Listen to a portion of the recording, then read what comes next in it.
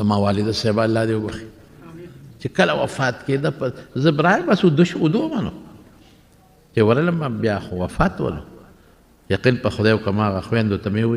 وی چې تکلیف شو وی مونږ ورته وی چې ورګه هغې ته اواز کو وی واړه د خوبه مو باسې الله واړه د خوبه مو باسې مور ته بیا دا بچي واړی پلار ته د بچي واړی واړه وته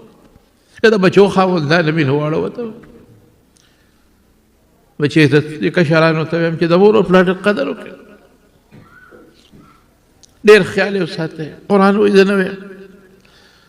ولا تقل لهما اف ولا تنهرهما اف هم ورته مه وایه اف رټی هم مه